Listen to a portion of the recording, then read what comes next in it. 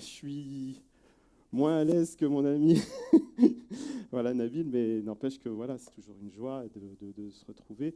Alors c'est vrai que bon, euh, j'ai dit tout de suite oui, parce que je connais le travail formidable qui est fait par Abdel pour Messager de paix, qui est un travail dont on a constamment besoin, qu'il faut sans cesse renouveler. On est chacun responsable ben, de transmettre ce message que nous avons, cette volonté. La paix, c'est bien, on en parle, mais il faut aussi des actions concrètes. Et la première action, c'est déjà de se rencontrer, se voir, partager des moments entre nous.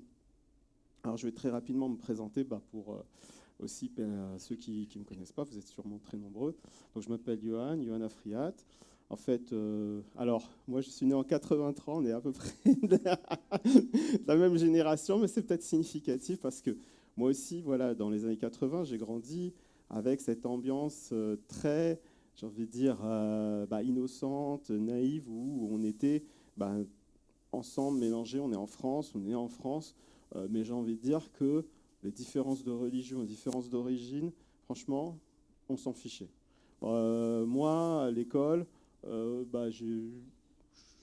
fait d'être juif, franchement, c'était pas quelque chose qui était pour moi, qui occupait toutes mes pensées au quotidien. Le fait de voir aussi des gens de différentes couleurs de peau, différentes, j'ai envie de dire, pardon, nationalité. Enfin, on était tous français, peut-être des fois il y avait des origines différentes. Moi, je me rappelle quand j'allais chez des amis qui étaient d'origine coréenne, on mangeait par terre, comme dans les mangas, ça me plaisait. Et donc finalement, c'était aussi très sympathique. J'allais chez des amis qui étaient aussi d'origine égyptienne ou iranienne. Il y avait des décors magnifiques avec des pharaons, des parchemins extraordinaires écrits en une écriture que je ne connaissais pas, mystérieuse, le persan. Donc c'était pour moi génial.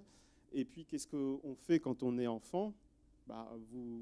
Que vous appeliez David, que vous appelez Jean-Pierre, que vous appelez Youssef, en réalité, quand vous avez 4 ans, qu'est-ce que vous voulez faire ? Vous voulez jouer ensemble, vous voulez faire, vous jouez au foot, vous jouez aux jeux vidéo, vous parlez des dessins animés que vous aimez. Et cette innocence-là qu'on a quand on est enfant, qu'on est à l'école, c'est ça qui en réalité, je pense, en tout cas pour moi, a été vraiment une boussole pour ma vie. Et la question que je me pose souvent, c'est qu'est-ce qui se passe dans la période où on a 4 ans et 19 ans et 30 ans. Qu'est-ce qui fait qu'après, il y en a qui, des fois, voilà, comme tu l'as dit, il y en a qui, des fois, basculent du côté obscur, pour prendre aussi une autre référence. Malheureusement. C'est vrai que voilà, cette génération à laquelle moi j'appartiens, on a vu nos valeurs être complètement battues en brèche. En tout cas, beaucoup de ce monde dans lequel on a cru, dans lequel on a grandi, notamment, il y a eu le 21 avril 2002, mais plus encore, il y a eu après des actes de terrorisme, mais des actes de terrorisme qui n'ont pas touché que la France. On a vu, moi je me rappelle encore, les années 2010, il y a eu tout le Moyen-Orient qui a été chamboulé, mais même avant, il y avait aussi le 11 septembre, il y avait l'intifada, il y avait des moments où il y avait, quand on était... Enfin, on a vu des synagogues se faire brûler. Il y a eu quand on était juif, qu'on portait la kippa, même si on était enfant, qu'on était un vieillard, c'était très difficile. On l'a ressenti, ça. Moi, dans la ville dans laquelle j'habite, qui est Créteil, je me rappelle qu'on se posait des questions dans les années 2000. Est-ce qu'il y aura encore des juifs dans 10 ans, 20 ans ? Alors, je vous rassure, vous connaissez la réponse, oui. Il y a eu une baisse, mais il y a eu une remontée quand même. Il y a eu une remontée, alors pour des raisons différentes qui seraient compliquées à expliquer, mais néanmoins, on n'a jamais baissé les bras. On a même toujours souhaité tendre la main avec nos concitoyens. C'est comme ça qu'il faut le voir, d'abord parce qu'il ne faut pas oublier qu'on vit dans un pays, on est dans le même bateau. Il y a un pays que j'aime beaucoup aussi, culturellement, qui porte le nom, c'est Sénégal. Est-ce que vous savez ce que ça veut dire, Sénégal ? Ça veut dire la pirogue. C'est Et la pirogue, ce pays porte le nom de la pirogue parce que c'est le bateau commun dans lequel vivent toutes les différentes communautés, différents peuples dans lesquels habitent les Sénégalais. Eh bien, je trouve que c'est important aussi d'avoir cette image-là pour nous, la France. La France, en hébreu, d'ailleurs, ça se dit comment? Ça se dit Tsarfat. Est-ce que vous savez ce que ça veut dire, Tsarfat? Ça veut dire la forge. La forge, c'est quoi? C'est le creuset dans lequel on met des matériaux différents et après, vous avez un alliage. C'est comme ça qu'en hébreu, en tout cas dans le Talmud, même au temps des prophètes, c'est le prophète Obadiah, la France est désignée. Et c'est vrai que quelque part, la France a toujours été son histoire. Vous aviez certes les Gaulois, mais vous aviez aussi les Romains qui sont arrivés, vous aviez les Grecs qui ont fondé aussi Marseille, vous aviez les Vikings, il y a eu différents peuples qui sont arrivés, ça fait la nationalité française. La nation française. Et ça, c'est quelque chose que aussi nous sommes héritiers et qu'on doit continuer à écrire. Il y a d'autres pays qui ont leur histoire, mais nous, la France, nous avons cet héritage commun aussi à poursuivre et à transmettre. Alors maintenant, moi, au niveau des religions, moi, je vais avoir un discours qui, pour certains, des fois, semble choquer, mais moi, c'est vrai que ça peut être assez marginal parce que je ne vais pas avoir un discours qui est celui complètement, forcément naïf sur les religions, etc. Je pense que les religions, effectivement, il faut les prendre. Il y a des prophètes, oui, Dieu s'est révélé, ça c'est sûr, pour moi en tout cas. Néanmoins, il faut aussi, quand on est croyant, ne pas perdre d'esprit que nous avons un outil qui est dans notre, qui est dans notre tête et qui nous sert pour avoir un esprit critique. Et cet esprit critique-là, il est fondamental. Pourquoi? Pour ne pas tomber justement dans le fondamentalisme. Et ça, c'est là, pour moi en tout cas, un des dangers que nous devons éviter. En tout cas, dans les trois grandes religions d'Abraham, les trois grandes religions monothéistes, universalistes, il y a toujours eu des rationalistes. On peut prendre des grandes figures, que ce soit chez les Juifs, il y a eu le Rambam, Maïmonide, chez les chrétiens, pour moi, c'est saint Thomas d'Aquin, chez les musulmans, c'est Averroès. Averroès, et il y avait aussi un autre courant, les Moutazilites. Averroès qui, pour ceux qui savent, se fondait sur un des versets du Coran qui disait réfléchissez, ô vous qui êtes doués de clairvoyance.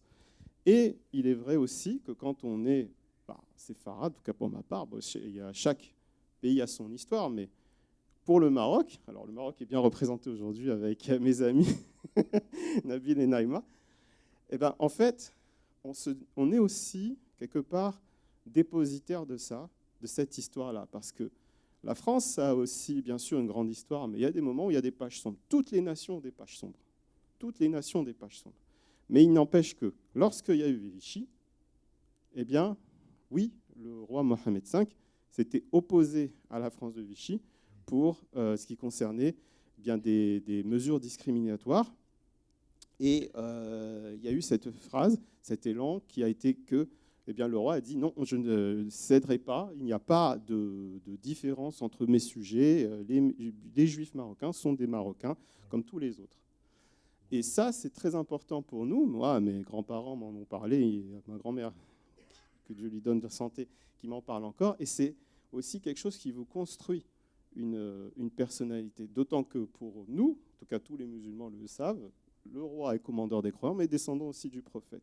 Donc on peut trouver dans toutes les trois grandes religions d'Abraham un message, j'ai envie de dire, de fraternité qui nous unit, de fraternité humaine et humaniste. Même si il ne faut pas évidemment oublier les problèmes de haine qui peuvent se poser, mais en même temps toujours mettre dans la balance ces messages aussi de paix, cette histoire-là, qui ne doit jamais être occultée. Et ça, c'est grâce au fait qu'il y a eu des personnes, à chaque génération, qui se sont levées contre les messages de haine. Parce que moi aussi, je suis constamment choqué. Je me dis que quand même, on est dans le pays de Voltaire, de Victor Hugo, de Jules Ferry, les droits de l'homme.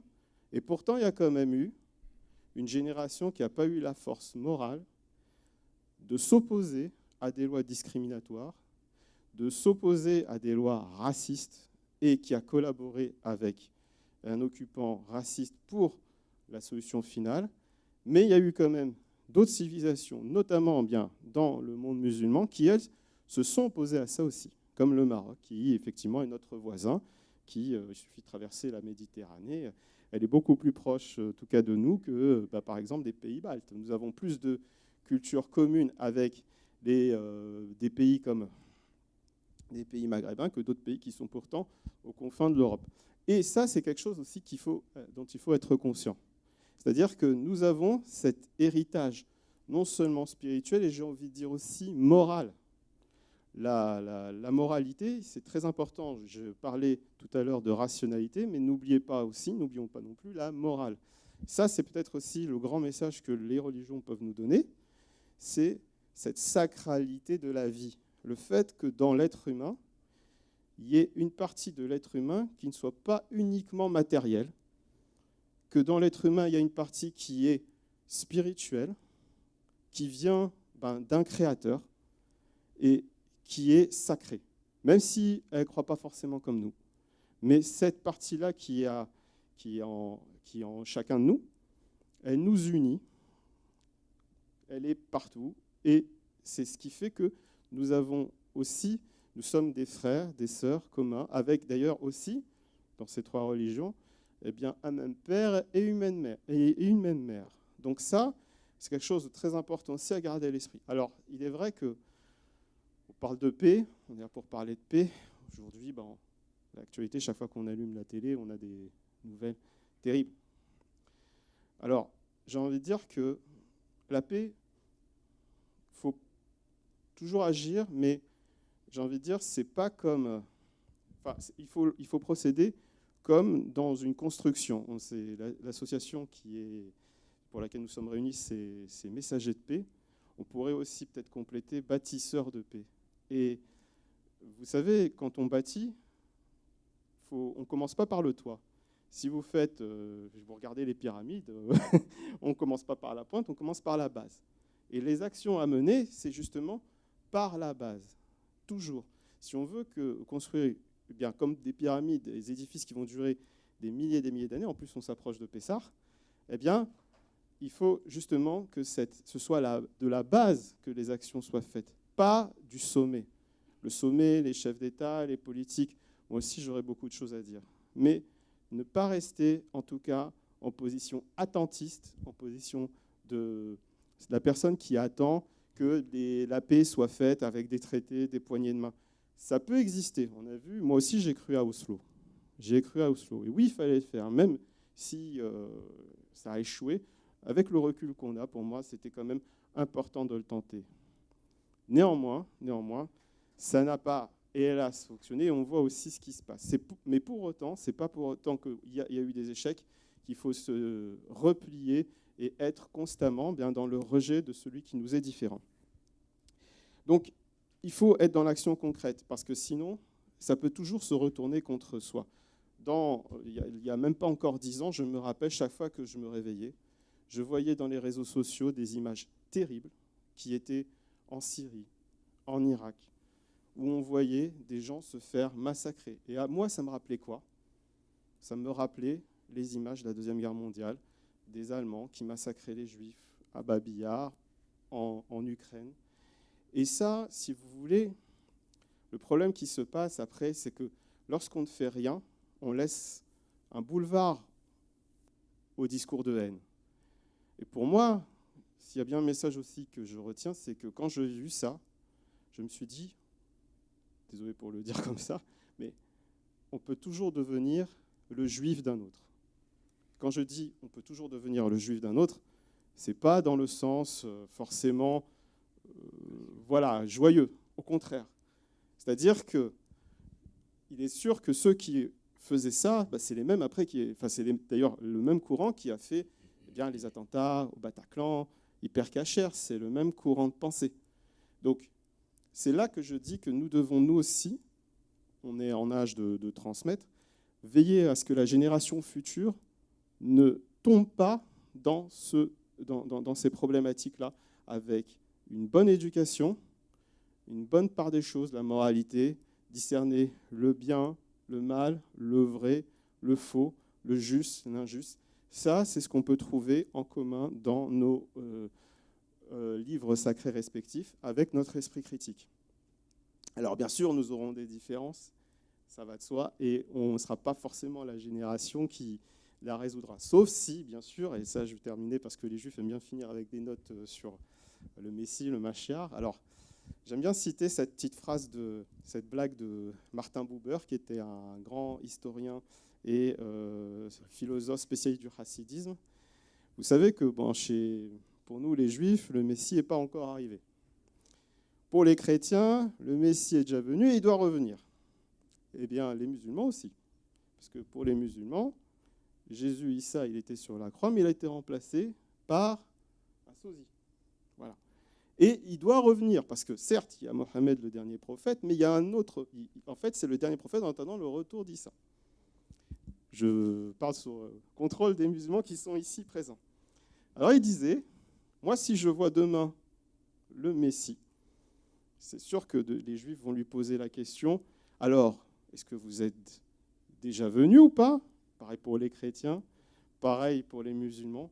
Moi, je serai là en train de lui prier, de lui se supplier, par pitié, Mashiach, ne répondez pas.